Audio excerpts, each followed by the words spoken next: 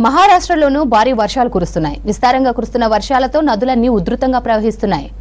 కాడక్వాస్ల dam భారీగా వరద పోటెత్తుతోంది. గేట్లను ఎత్తి దిగువకు నీటిని విడుదల చేస్తున్నారు అధికారులు.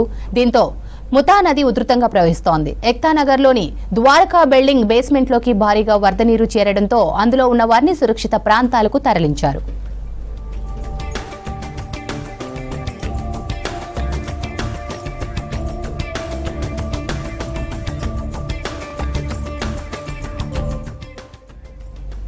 మరోవైపు పింప్రి చించ్వాడలోని మోరియా గోస్వామి గణపతి ఆలయంలో పావన నది వరద నీరు చేరింది. దీంతో ఆలయాన్ని మూసేశారు అధికారులు. ముంబైకి నీటి సరఫరా చేసే వైతర్నా రిజర్వాయర్ గేట్లను విడుదల చేసి దిగువకు నీటిని విడుదల చేస్తున్నారు అధికారులు.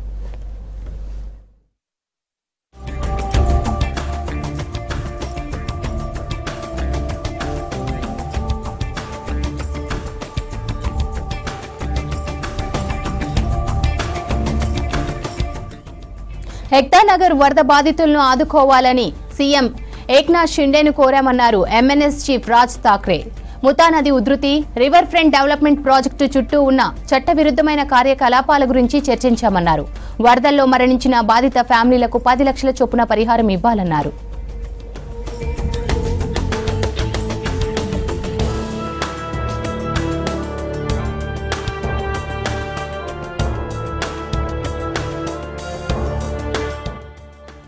మరోవైపు ముంబైకి ఆరెంజ్ అలర్ట్ ఇచ్చింది ఐఎండీ. రాబోయే 24 గంటల్లో సిటీలో భారీ వర్షాలు కురిసే ఛాన్స్ ఉందని తెలిపింది. సముద్ర తీరం వెంబడి గంటకు 65 కిలోమీటర్ల వేగంతో బలమైన గాలులు వీచే అవకాశం ఉందని తెలిపారు.